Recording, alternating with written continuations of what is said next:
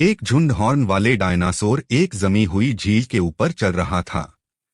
लेकिन झुंड के अंत में चल रहे पैची ने अचानक बर्फ के दरकने की आवाज सुनी। खतरे को भांपते हुए उसने तुरंत झुंड को रोकने और चेतावनी देने की कोशिश की। लेकिन इस बड़े झुंड में केवल नेता के आदेश ही माने जाते थे, इसलिए किसी ने पैची की बात पर ध्यान नहीं दिया। अचानक बर्फ टूटने लगी। कुछ ही सेकंड में कई डायनासोर बर्फ के नीचे समा गए। स्थिति गंभीर होती जा रही थी, लेकिन झुंड के नेता ने पीछे हटने की बजाय सभी को आगे दौड़ने का आदेश दिया।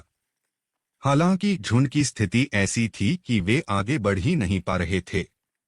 पैची ने पहल करते हुए झुंड के बचे हुए सदस्यों को पीछे की ओर सुरक्षित बर्फ की तरफ ले जाने का निर्णय लिया। वह इस काम में सफल रहा क्योंकि पीछे की बर्फ अपेक्षाकृत मजबूत थी। पैची के नेतृत्व में ज्यादातर डायनासोर सुरक्षित स्थान तक पहुंच गए। वहां पहुंचकर उन्होंने किनारे पर खड़े बड़े पेड़ों को गिराकर पहाड़ की ओर जाने का रास्ता बना दिया।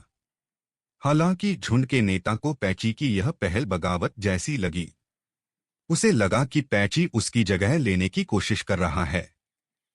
गुस्से में उसने पैची को झुंड से बाहर निकालने का फैसला किया। पैची ने अपनी नीयत समझाने की बहुत कोशिश की, लेकिन नेता ने उसकी एक बात भी नहीं सुनी। नेता ने पैची को लड़ाई के लिए ललकारा। डायनासोर के समाज में सत्ता का फैसला लड़ाई से ही होता था। पैची लड़ाई नहीं चाहता था, लेकिन उसके पास और कोई विकल्प नहीं था। नेता और पैची के बीच लड़ाई शुरू हुई।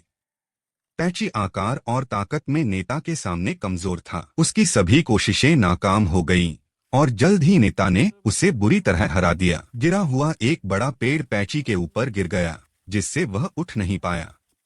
झुंड का नेता बाकी डायनासोरों के साथ वहां से चला गया, बिना पैची की हालत की परवाह किए।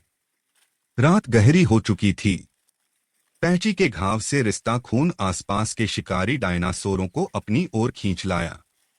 शिकारी डायनासोर पैची को अपना शिकार बनाने ही वाले थे कि अचानक पैची उनकी हरकतों से जाग गया। क्या पैची इन खतरनाक शिकारी डायनासोरों से बच पाएगा? क्या वह झुंड में अपनी जगह वापस पा सकेगा? आगे की कहानी जानने के लिए जुड़े रहें।